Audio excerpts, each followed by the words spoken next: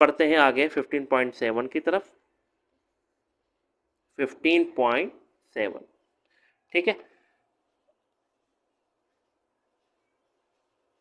अब 15.7 के अंदर क्या कह रहे हैं कि a sample of a gas contains 3.0 expand की पावर 24 एटम्स। एक गैस का सैंपल है जिसके अंदर एटम्स कितने हैं, 3.0 एक्सपेंड की पावर 24। क्या कैलकुलेट करना है, calculate the volume of the gas at a temperature of 300 kelvin and a pressure of 120 kilo pascal, ठीक है। आपको क्या करना है, वॉल्यूम कैलकुलेट करना है 300 केल्विन टेम्परेचर पे, और प्रेशर कितना होगा, 120 किलो पास्कल इसका प्रेशर होगा, और एटम्स कितने दिए गए, 3.0 एक्सपेंड की पावर 24 एटम्स आपको दिए गए हैं इसमें, ठीक है। सिंपल है। सबसे पहले तो आपके पास नंबर ऑफ एटम्स दिए गए हैं इसके अंदर, नंबर ऑफ एटम्स कितने दिए गए, 3.0 एक्सपेंड की पावर 24 एटम्स, ठीक है। और आपके पास जो है वॉल्यूम आपको कैलकुलेट करना है इसके अंदर, और दूसरी वैल्यू क्या है, टेम्परेचर आपको दिया गया है इसके अंदर 300 केल्विन, और प्रेशर दिया गया है आपको इसके अंदर 120 किलो पास्कल, 120 किलो पास्कल। इसको आप 120 और 000 भी लगा सकते हैं, यानी 1,20,000 पास्कल हो जाएगा ये आपके पास, ठीक है। एवोगाड्रो नंबर जो होता है आपके पास, उसकी वैल्यू आपको पता है, एवोगाड्रो नंबर क्या वैल्यू होती है उसकी, 6.023 एक्सपेंड की पावर 23, सही है। एटम्स हैं तो एटम्स पर मोल हो जाएगा ये, ठीक है। सबसे पहले आपको क्या दिया गया, इसके अंदर नंबर ऑफ एटम दिए गए हैं, फिर आपको बोला गया है कि आप जो है इसके अंदर वॉल्यूम कैलकुलेट करें, और टेम्परेचर जो है आपको दिया गया है 300 केल्विन, और प्रेशर दिया गया है 120 किलो पास्कल। इसको हमने कन्वर्ट कर लिया सिंपल पास्कल में, मल्टीप्लाई बाय 1000 करवा के, तो 1,20,000 जो है तो वो पास्कल हो गया है, और एवोगाड्रो नंबर आपके पास होता है 6.023 एक्सपेंड की पावर 23 एटम्स पर मोल, ठीक है। फार्मूला क्या है आपके पास वॉल्यूम निकालने का, वॉल्यूम निकालने का फार्मूला होता है आपके पास P V is equal to N R T, ठीक है। तो एन की वैल्यू आपको नहीं पता, प्रेशर आपको पता है, आर की वैल्यू आपको पता है, और टेम्परेचर भी आपको क्या है पता है इसका, ठीक है। अब क्या करेंगे आप, सबसे पहले तो आपको इसके नंबर ऑफ मोल्स जो है वो मालूम करना पड़ेंगे, ठीक है। नंबर ऑफ मोल्स आपको कैसे मालूम होंगे, आपको कि नंबर ऑफ मोल्स का फार्मूला होता है आपके पास, number of moles is equal to number of atoms divided by Avogadro number, ठीक है। यानी नंबर ऑफ एटम्स और Avogadro number, number of atom कितना आपके पास 3.0 एक्सपेंड की पावर 24, और एवोगाड्रो नंबर क्या आपके पास 6.023 एक्सपेंड की पावर 23। तो आप क्या करेंगे, सिंपल 3.0 एक्सपेंड की पावर 24 को डिवाइड करवा देंगे आप इससे 6.02 से एक्सपेंड की पावर 23 से, सही है। तो आपके पास जो आंसर आएगा इसका वो आ रहा है 4.98 मोल, ठीक है। आंसर इसका आपके पास आ रहा है 4.98 मोल। तो आपके पास ये तो एन निकल गया।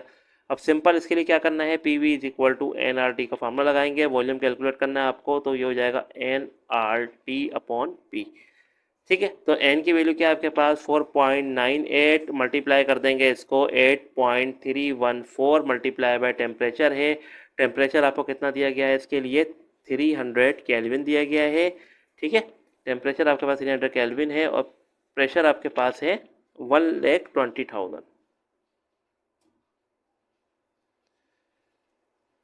ये हो गया आपके पास 4.98 multiply by 8.314 multiply by 300 divided by 1,20,000। तो आपके पास जो वॉल्यूम है वो आ गया है 0.1035 मीटर क्यूब, ठीक है। तो ये आपके पास जो है वो वॉल्यूम आ गया, यानी 0.1035 मीटर क्यूब, ठीक है। तो ये हमारा न्यूमेरिकल था 15.7। अब आपके पास न्यूमेरिकल दूसरा जो है वो है 15.8। इसके अंदर क्या कह रहे हैं, calculate the root mean square speed of hydrogen molecules at 0 degree centigrade. आपको क्या करना है, 0 डिग्री सेंटीग्रेड पे हाइड्रोजन मॉलिक्यूल्स की रूट मीन स्क्वायर स्पीड आपको कैलकुलेट करनी है। ठीक है, प्रेशर आपके पास जो है 1 एटमॉस्फेरिक प्रेशर है, यानी 1 atm का आपके पास प्रेशर दिया गया है। Assuming hydrogen gas to be an ideal gas, आपको एज्यूम करना है कि हाइड्रोजन गैस जो है वो आइडियल गैस है। The density of hydrogen is 8.99 expand की power -2 kilogram per metre cube. सही है, डेंसिटी जो है वो हाइड्रोजन की कितनी दी गई है, 8.99 एक्सपोनेंट की power -2 kilogram per metre cube दी गई है। सही, 15.8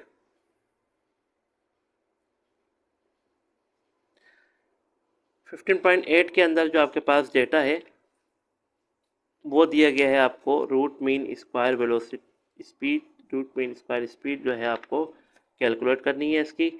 सही है, और कितने टेम्परेचर कितना दिया गया है आपको, 0 डिग्री सी, तो इसको केल्विन में कन्वर्ट कर लेंगे तो ये हो जाएगा 273 केल्विन। ठीक है, अच्छा दूसरी वैल्यू क्या है आपके पास, 1 atm प्रेशर जो है आपके पास वो कितना दिया गया है, 1 atm के अंदर दिया गया है प्रेशर। ठीक है, atm रख लें या इसको चेंज भी कर सकते हैं, या इसके अंदर वैल्यू हो सकती है 1.01 एक्सपेंड की पावर 5 पास्कल या न्यूटन पर मीटर स्क्वायर आप लिख सकते हैं इसको। ठीक है, अच्छा दूसरी वैल्यू क्या है आपके पास, डेंसिटी दी गई है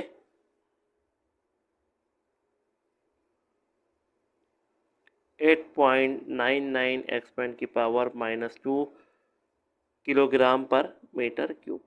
सही है, सोल्यूशन ये मास पर वॉल्यूम होता है तो किलोग्राम पर मीटर क्यूब। अच्छा इसका क्वेश्चन मेरे वो क्या नाम है, फॉर्मूला क्या है इसका, रूट मीन स्क्वायर स्पीड का √3p/रो, ये आपके पास रो कहलाता है, इसको आप क्या बोलते हैं, डेंसिटी भी बोलते हैं। ठीक है, इसके अंदर आप वैल्यू पुट कर दें, 3 मल्टीप्लाई बाय 1.01 एक्सपेंड की पावर 5 डिवाइडेड बाय 8.99 एक्सपेंड की पावर -2। सही, तो ये वैल्यू होगी 3 मल्टीप्लाई बाय 1 पॉइंट, डायरेक्ट कर लेते हैं हम, under root 3 multiply by 1.01 expand की पावर 5 डिवाइडेड बाय 8.99 एक्सपेंड की पावर -2। वैल्यू आ गया आपके पास 1835.86। तो आपके पास रूट मीन स्क्वायर स्पीड आ गई है 1835.86। ये रूट मीन स्क्वायर वेलोसिटी और रूट मीन स्क्वायर वेलोसिटी है, और वेलोसिटी की आपको पता है यूनिट क्या होती है, मीटर पर सेकेंड। ठीक है, ये था आपके पास 15.8। अच्छा अब दूसरा जो है हमारे पास न्यूमेरिकल है 15.9। इसके अंदर क्या कह रहे हैं कि calculate the root mean square speed of hydrogen molecule at 500 kelvin, mass of proton 1.67 expand की power -27 kg and k is equal to 1.38 expand की power -23 joule per mole molecule kelvin. ठीक है, 15.9 15.9 के अंदर जो वैल्यूज़ है हमारे पास वो क्या है, ठीक है 15.9 के अंदर जो वैल्यूज दी गई है हमारे पास वो है T is equal to 500 kelvin. सही है, K की वैल्यू जो बोल्ट्जमैन कांस्टेंट होता है 1.38 एक्सपेंड की पावर -23 जूल पर मॉलिक्यूल और केल्विन। ठीक है, अच्छा आपको क्या मालूम करना है इसमें, रूट मीन स्क्वायर स्पीड मालूम करनी है। ठीक है, रूट मीन स्क्वायर स्पीड आपको इसमें मालूम करनी है। और दूसरे जो है आपके पास मास ऑफ प्रोटॉन दिया गया है, मास ऑफ प्रोटॉन आपको पता है क्या होता है, 1.67 एक्सपेंड की पावर -27 kg। ठीक है, अच्छा इसमें एक बात याद रखिएगा कि जब भी हाइड्रोजन मॉलिक्यूल्स की बात की जाती है तो एक हाइड्रोजन जो होता है, यानी 1 हाइड्रोजन एटम के अंदर जो है वो 1 प्रोटॉन होता है।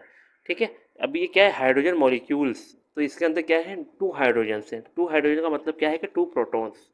तो जो आपके पास मास ऑफ प्रोटॉन दिया गया है ये मल्टीप्लाई हो जाएगा 2 से, क्योंकि हाइड्रोजन के मॉलिक्यूल्स के अंदर 2 प्रोटॉन्स हैं, तो मल्टीप्लाई बाय 2 हो जाएगा ये आपके पास। ठीक है, तो 1.67 एक्सपोनेंट के पावर -27 मल्टीप्लाई बाय 2।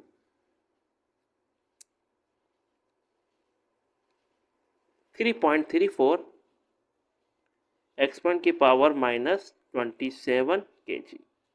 सही है, ये आ गया आपके पास mass of proton. Simple. Formula क्या होता है आपके पास? सॉल्यूशन फार्मूला आपके पास होता है इसका, root mean square speed is equal to √3 kT/m। सही है। अब 3 मल्टीप्लाई बाय 1.38 एक्सपोनेंट की पावर -23 हो जाएगा। ठीक है, ये 23 है, सॉरी। अच्छा, मल्टीप्लाई हो जाएगा ये 500 केल्विन से, और डिवाइड हो जाएगा आपके पास 3.34 एक्सपोनेंट की पावर -27 से। ठीक है, एक साथ कर देते हैं इसको। √3 मल्टीप्लाई बाय 1.38 एक्सपोनेंट की power -23 multiply bye 500 divided by 3.34 exponent की पावर -27। वैल्यू आ रही है आपके पास रूट मीन स्क्वायर वेलोसिटी की 2489.49। सही है, मीटर पर सेकंड। ठीक है, तो ये आपके पास निकल गई रूट मीन स्क्वायर स्पीड। अब इसी तरीके से हम दूसरा सॉल्व करते हैं, वो थोड़ा अलग है। उसमें काइनेटिक एनर्जी आपको मालूम करनी है 15.10 के अंदर, कि determine the average kinetic energy, average value of the kinetic energy of the particle of an ideal gas. आपको क्या मालूम करना है? काइनेटिक एनर्जी की एवरेज वैल्यू मालूम करनी है। एक आइडियल गैस पार्टिकल्स की काइनेटिक एनर्जी की आपको एवरेज वैल्यू मालूम करनी है 10 डिग्री सेंटीग्रेड पर, 40 डिग्री सेंटीग्रेड पे।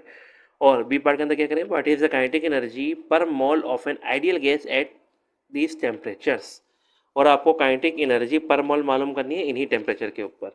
टेम्परेचर्स क्या क्या दिए गए हैं? एक 10 डिग्री दिया गया है, उसके अंदर आप 273 ऐड कर दें तो आपके पास हो जाएगा 283 केल्विन। और एक आपको दिया गया है 40 डिग्री सी, इसके अंदर आप 273 आप ऐड कर दें, ये हो जाएगा आपके पास 313 केल्विन। ठीक है, काइनेटिक एनर्जी आपको एवरेज मालूम करनी है। सही है, एवरेज काइनेटिक एनर्जी आपको इसके अंदर मालूम करनी है। दो टेम्परेचर आपको दिए गए हैं, सिंपल। सही है, तो एवरेज काइनेटिक एनर्जी मालूम करने के लिए आपके पास जो फार्मूला आता है, सही है, आपके पास जो है फार्मूले, अभी हम फार्मूले को बाद में डिस्कस करते हैं। सबसे पहले तो हम ये देख लेते हैं कि आपको जो है इसमें एवरेज काइनेटिक एनर्जी 2 सेंटीग्रेड के ऊपर मालूम करनी है, 10 डिग्री 40 डिग्री।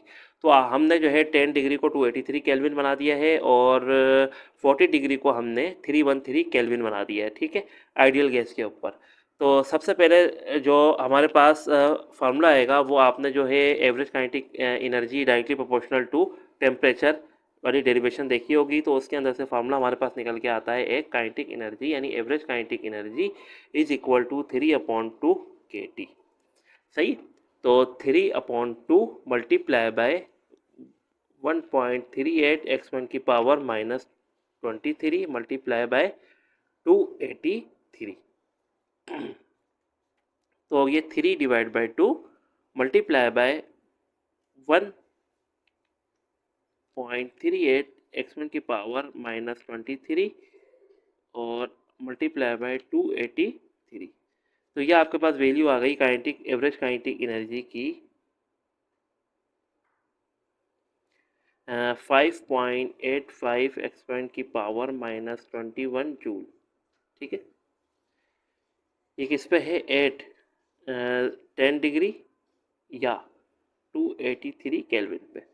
अब इसी तरीके से आप जो है निकालेंगे 40 डिग्री या 313 केल्विन पे। सही है, तो काइनेटिक एनर्जी आपके पास हो गई एवरेज की, के वैल्यू क्या है? 3/2 मल्टीप्लाई बाय 1.38 एक्सपोनेंट की पावर -23 मल्टीप्लाई बाय 313। तो इसी तरीके से होगा 3 डिवाइड बाय 2 हो जाएगा, मल्टीप्लाई बाय 1.38 एक्सपोनेंट की पावर -23 मल्टीप्लाई बाय 313। तो वैल्यू आ गई आपके पास काइनेटिक एनर्जी एवरेज की 313 केल्विन के ऊपर 6.4 एक्सपोनेंट की पावर -21 जूल। ठीक है, 21 जूल। अब यही आपको क्या करना है कि काइनेटिक एनर्जी पर मोल में निकालनी है बी पार्ट के अंदर। तो काइनेटिक एनर्जी पर मोल, सबसे पहले तो आप वही 10 डिग्री या 283 केल्विन की निकालेंगे। तो काइनेटिक एनर्जी पर मोल किसके बराबर होती है आपके पास जो भी आपके पास एवरेज काइनेटिक एनर्जी होती है उसको आप सिंपल मल्टीप्लाई करा देते हैं एवोगाड्रो नंबर से। तो क्या है सबसे पहली वाली 5.85 x1 की पावर -21 मल्टीप्लाई बाय 6.02 x1 की पावर 23। सही है। तो 5.85 x1 की पावर -21 मल्टीप्लाई बाय 6.02 x1 की पावर 23। वैल्यू आ गया आपके पास 3521 जूल पर मोल। ये हो गया आपके पास काइनेटिक एनर्जी पर मोल। अब आप कैलकुलेट कर लें 40 डिग्री सी या 313 केल्विन के ऊपर। तो काइनेटिक एनर्जी पर मोल आपके पास आ गई kinetic energy average multiply by Na। तो 6.4 x1 की पावर -21 मल्टीप्लाई बाय 6.023 x1 की पावर 23। सही। तो वैल्यू क्या होगी 6.4 x1 की पावर -21 मल्टीप्लाई बाय 6.023 x1 की पावर 23। ये वैल्यू आ गया आपके पास 3854.72। सही है। ये आ गया आपके पास काइनेटिक एनर्जी पर मोल एट 40 डिग्री सी या 313 केल्विन। सही है। तो इस तरीके से ये कैलकुलेट होंगे न्यूमेरिकल्स। मज़ीद वीडियोस के लिए हमारे चैनल को सब्सक्राइब करें, अपने स्टूडेंट को भी फॉरवर्ड करें और अपने जो भी दोस्त अहबाब जितने भी हैं उनको भी आप फॉरवर्ड करें ताकि न्यूमेरिकल सब सीख सकें। और मज़ीद वीडियोस के लिए आगे देखते रहें हमारे चैनल को। जब तक के लिए अल्लाह हाफ़िज़।